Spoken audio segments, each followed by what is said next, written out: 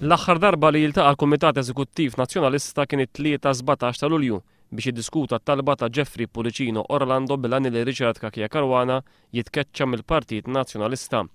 Jumejn wara l-ħamis 17 ta' Lulju Jeffrey Pulicino Orlando informa lill-Prim Ministru Lorenz Gonzi illi kien qed jirreżenja mill-Partit Nazzjonalista u mill-Grupp Parlamentari Nazzjonalista. Għaldaqstant il-laqgħa tal-Kumitat Eżekuttiv tal-ħamis fil-għaxija ser tkun l-ewwel waħda wara li l-Partit Nazzjonalista telef il-maġġoranza parlamentari tiegħu u wara l-istqarrijiet tal-uffiċċju tal-Speaker ikkwotat il-Pulicino Orlando jgħid li huwa jinsab f'koalizzjoni mal-Partit Nazzjonalista. One News huwa infurmat li matul il-laqgħa tal-ħamis il-Kumitat Eżekuttiv se jiddiskuti fost oħrajn l-aħħar żviluppi politiċi wara ir-riżenja ta' Pulicino Orlando. Fuq l-aġenda hemm ukoll preżentazzjoni li mistennijat il-Ministru Tonio Fenek dwar is-sitwazzjoni ekonomika. Tispikka iżda fuq l-aġenda talba tad-Deputat Franco De Bono biex tkun irtirata id-deċiżjoni tal-istess Kumitat Eżekuttiv biex ma jitħallix jikkontesta l-elezzjoni ġenerali li jmiss.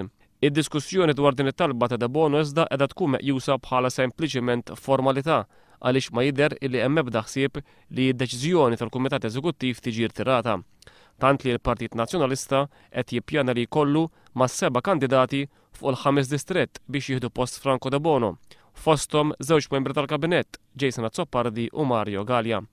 Fil-laqgħa tal-Eżekuttiv li matura kien deċisi li Franco De Bono ma jitħallix jerġa' jkun kandidat nazzjonalista, kien il-Ministru Ostingat l-iktar wieħed li oppona il-kandidatura tiegħu mill-ġdid.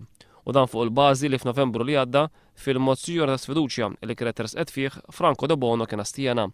Id-dikjarazzjoni tal-Ministru Ostingat kienet ġabet reazzjoni jibsa ħafna minn Franco De Bono li kien qal li l-lum jiddispjaċih illi ma vvutax favur din il-mozzjoni ta' sfiduċja għaliex Ostingat kien responsabbli għall riforma fit-trasport pubbliku illi ġabet taħwid kbir fil-pajjiż għal ġimgħat sħaħ.